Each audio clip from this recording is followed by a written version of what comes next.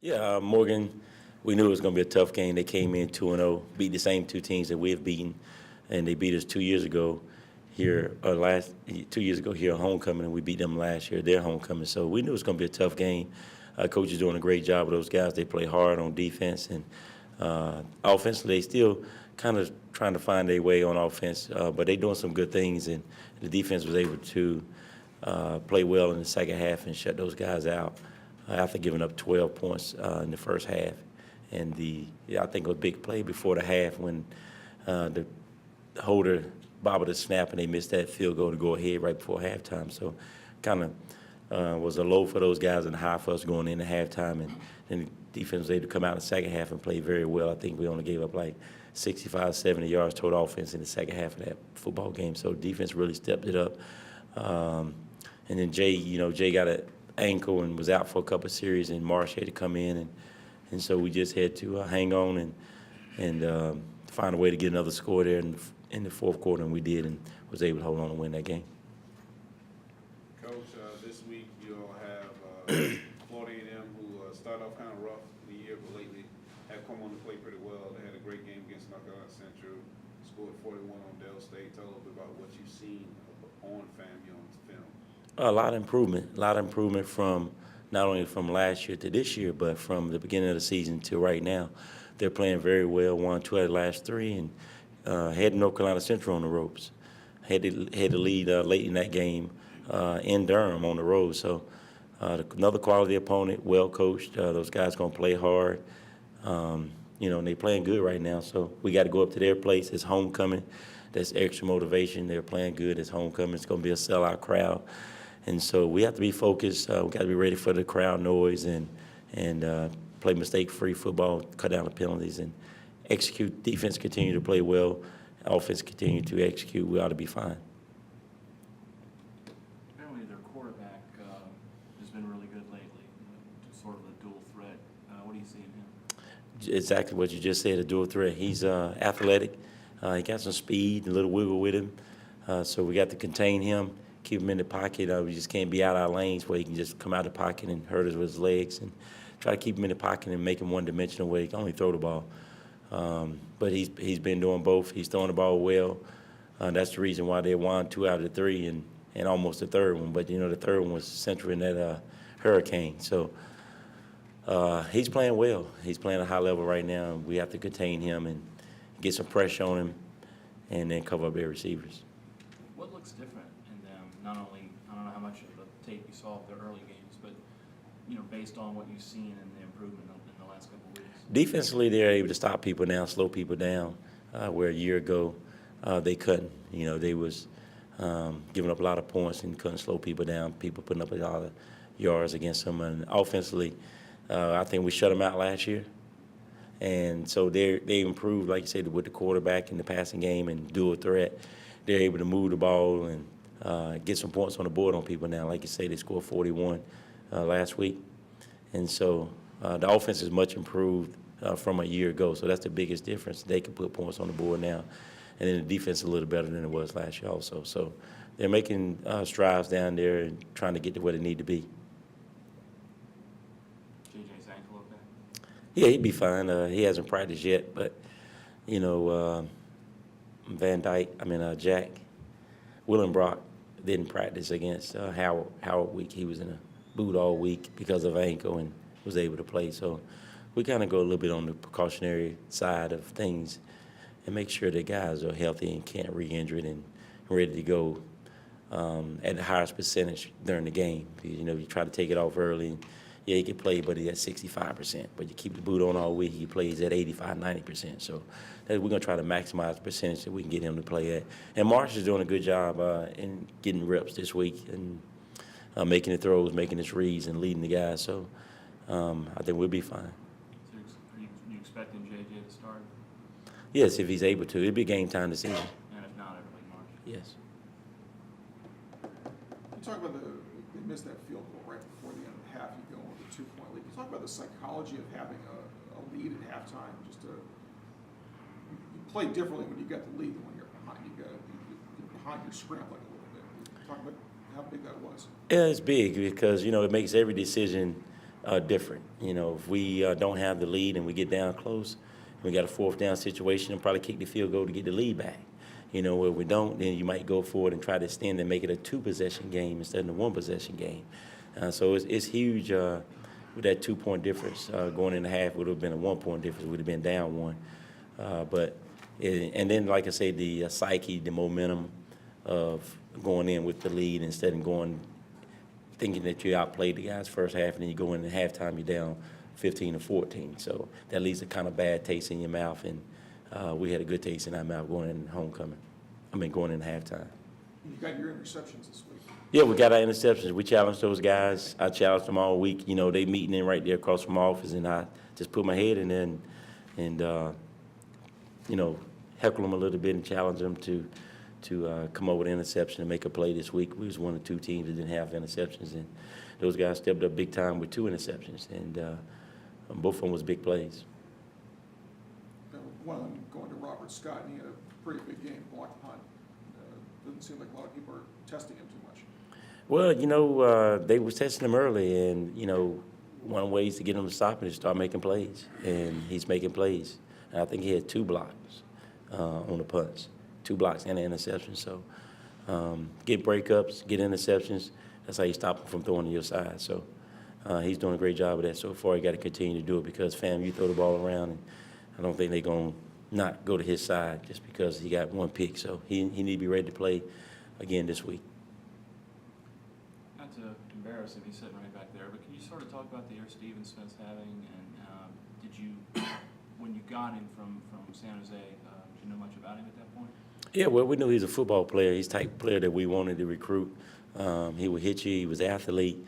He has good size on him, and he knew the game. You know, he got a football IQ. So we brought him in originally to play linebacker, middle linebacker, and you know he was able to, because of his talent and versatility, to move on to the defensive end, and that's where he could help the team the most, and he was willing to do that. And as you can see, he's having a great year.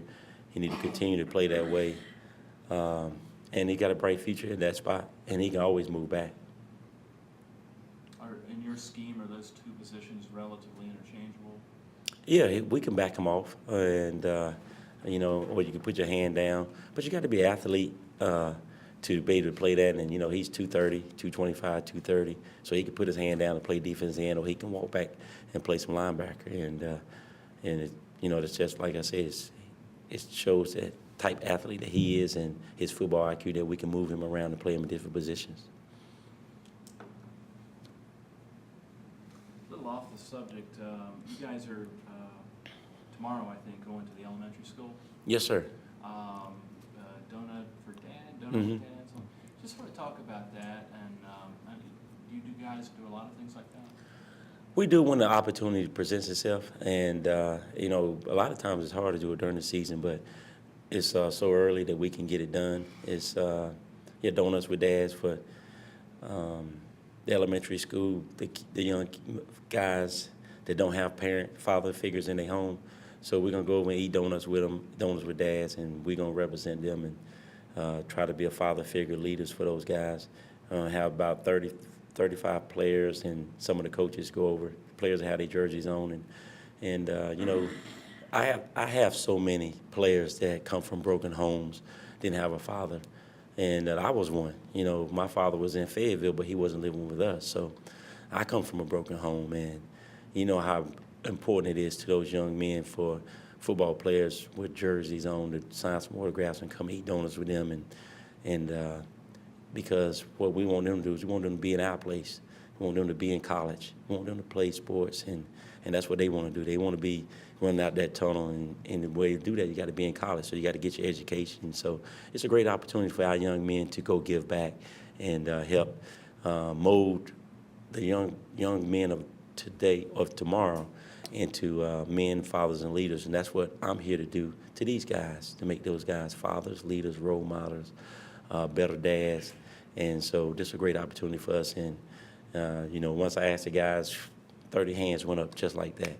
You know, so I didn't have to force anybody to do it. All these guys volunteered to do it. And we got over half the football team, or half the football team, to do it. Welcome here to HU Pirate Sports Network. I'm Jerome Barber, along with Coach Maynor. Break down the games of last week, get ready for this week. Welcome back, Mike Side, Coach Maynor. Thank you. Glad to be back. Always glad to be back off of a great win. Homecoming, awesome atmosphere, packed out stadium, smoking tailgates, but the action was taking place right on the gridiron. Yes, sir. It was a great win for us. And Hampton University, our alumni, our fans and family, everybody involved with Hampton University. And that's what we was focused on all weekend. Our thing was to stay focused because we want to be able to win the game to make everybody homecoming a great homecoming. And what a way to start off the scoring. That first score threw a little twist in there. Of course, always it's exciting to see a Williamson-Mixon connection, but this was a unique connection. Yeah, didn't you call that play? Yes. Yeah, that was a jet sweep to Mixon, and then he stopped and threw it back to Jay for the touchdown. And we knew there'd be a man-to-man down that close to the 13-yard line. They like to play man down there. So when you play man, you got nobody accounting for the quarterback. So you run the jet sweep and whole defense flow. Jay sneaks out, wide open. And he was wide open, straight into pay dirt. And as a matter of fact, the passing game was something that was really highlighted this time. You got some individuals involved. The big tight end, Willenbrock. Yeah, we got Willenbrock involved again in the red zone where we expected man-to-man again and brought Mixon across in motion, sprinted the quarterback out and then threw Jack back a screen. And again, he was wide open, got some alignment out in front of him, and he take it on in for the touchdown. In spite of Williamson going down, the passing game was quite strong, particularly for Proctor. Yes, Proctor's having a big year, and he had another big game. I think 6 catches, 90-something yards or 100 yards, right at it. And he's leading the conference in both of those categories, receptions and touchdowns. And he continued to do a great job week after week, even though he knows teams are now starting to focus on him and try to take him out of the game and things of that nature. He's still producing, so he's doing a great job. Yeah, even Aki Johnson on the running side, he squeaked out a tough 72 yards. He did. I think he still only had like 15 carries. Right. It wasn't a lot. And so 75, that's 5 yards a carry. We just got to get him the ball a little bit more, and he'll continue to do what he's been doing all year. Yeah. Van Dyke representing defense well? He did. Van Dyke and Smith, both of those guys. I think Van Dyke had 10 or 11 tackles, and Smith had 10 or 11 tackles, a couple for losses, and a sack. So those linebackers are both guys we brought in are new and replaced the ones we had last year and doing a great job. Yeah, and then special teams. Can't say enough about Christian Faber-Kinney and those booming punts on Saturday. Yeah, I had one of my friends ask me, where'd you get that punt from? So yeah, Faber-Kinney, he's a 2-time all-conference punter.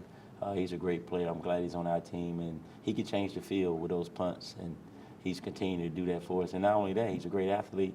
He can tackle the punt returner if he have to, which he had to do Saturday to save a touchdown. So I'm glad he's on my side. Yeah, and JJ's doing good. Yes. Came back from that injury. Yeah, he's fine. It was an ankle, and we took him out a lot of pain early, but get him in there and put some more tape on there. It's homecoming. He's gonna go. The momentum, adrenaline, and so he hasn't practiced this week, but he's gonna play. He'll be fine. We just taking some extra precautionary, get him at a higher percentage. But Jay will be fine for Saturday. 21-12 final score. Pirates take it to the Bears, and now you head to the friendly skies and headed down to Tallahassee for this week. Yes, sir. They're playing good. Coach Wood got those guys playing well. They won 2 out of the last 3, and they won losses to North Carolina Central at their place by a couple of points, and they was winning late in that football game. So they're playing extremely well right now, both sides of the ball, offensively and defensively. And they're hungry, and it's homecoming for them. So that's a little bit extra momentum for those guys that they're playing well. And then now they got the homecoming coming up. So we have to be prepared and ready for a tough fight. There are a couple of stadiums in the MEAC where homecoming is quite an experience, and one of those is FAMU in Tallahassee. I've traveled before with the team and know how the momentum can shift so quickly when those rattlers start hissing, and I think they bring every high school band in the state of Florida. They really stack the odds in their favor, and then of course their band always wants to get a penalty for going over for the homecoming or halftime show. How do you prepare the young men mentally for that kind of hostile environment? It's probably an understatement. Right, it is, and I think I think they average like 19,000 right now, and then you're talking about homecoming, so you're probably talking about 25, 30,000 people are going to be there, and so what we've done is we had some crowd noise, and we played the crowd noise at practice 2 days this week, and you can't hear a thing, and that's what we expect there. So the guys, we just getting prepared for it, and we'll be ready for it. If they got a loud, big crowd and they're gonna make a lot of noise, we'll be prepared for it. We had the crowd noise on this year, and when we cut it off, guys like, Coach, that's too loud, man, it's hurt my ears. So we'll be prepared for the crowd noise and the situation. Fantastic. Just a sneak peek of the game approach as you head down to FAMU, offense, defense, particularly offense. I know that this week we focus a little more on passing, not as much on running. Based upon the scouting report, what are you seeing with FAMU that would probably work best as far as an offensive approach against them? Well, hopefully we can stay balanced this week and try to be about 50-50 and run and throw the football. I think we can run the ball on them, and we've been able to throw the ball on everybody. So hopefully we can stay 50-50, keep them off balance, and run and throw the ball this week. Fantastic. Well, Coach, we wish you the best. Of course, always safe travels to you. Head down to Tallahassee. Anybody in that area, you're more than welcome to come and rock that blue and white in the midst of lots of orange and green there in FAMU's homecoming. It's always a pleasure to bring you the hot action from the Pirates as we break down the games and prepare for the next week. It's the HU Pirate Sports Network. I'm Jerome Barber. This is Coach Maynard, and we love to close by saying, Go Pirates.